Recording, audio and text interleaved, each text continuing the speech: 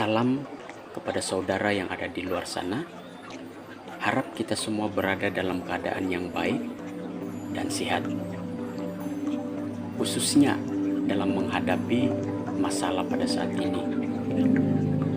Pada kali ini saya ingin berkongsi kepada saudara semua tentang satu perkara yang sangat bermakna dalam sejarah kepercayaan, khususnya suku Sandayo yang ada di bahagian Paitan.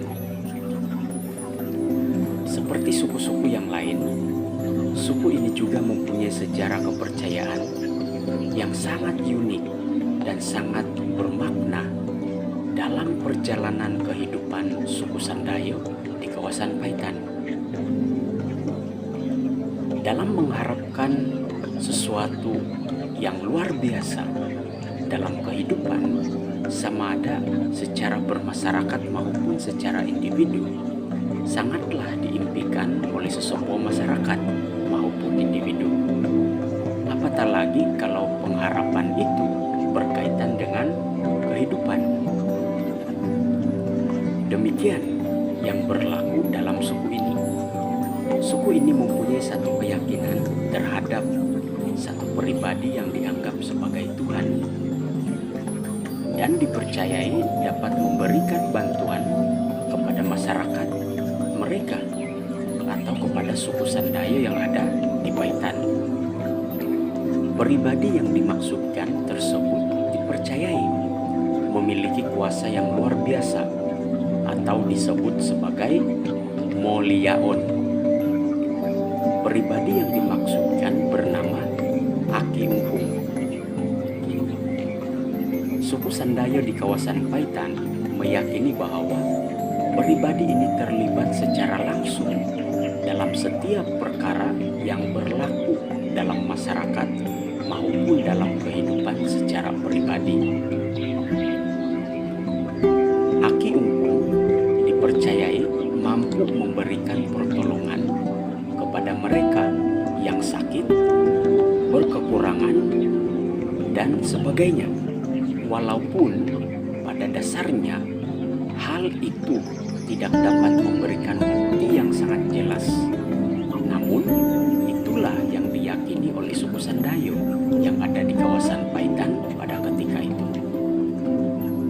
Perkara ini berlaku atau terjadi ketika suku Sandayo di kawasan Paitan ini masih belum menerima kepercayaan lain, yaitu salah satunya agama Kristen.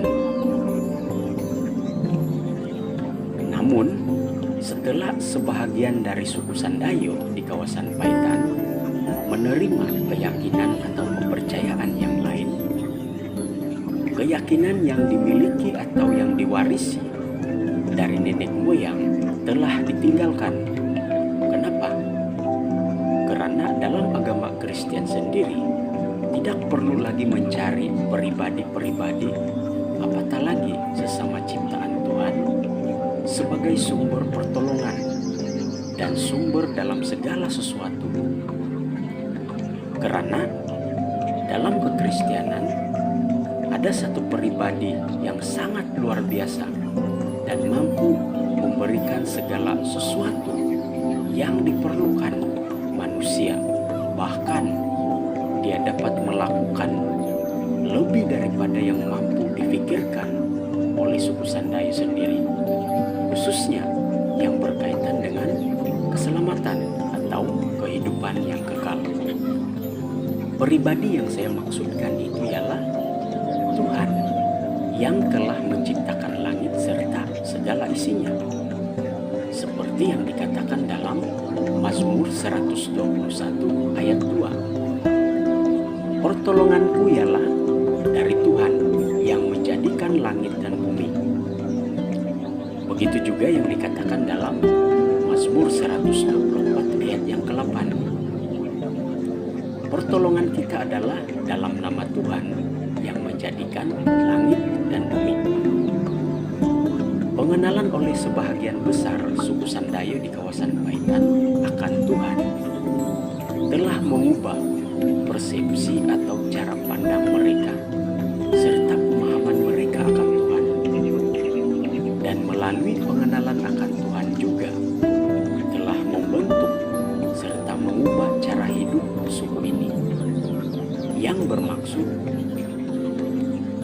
melalui pengenalan mereka akan Tuhan yang didasari oleh ajaran-ajaran firman-Nya, kehidupan mereka dibentuk serta diperbaharui sesuai dengan apa yang dikatakan dalam 2 Timotius bab yang ketiga ayat yang ke-16.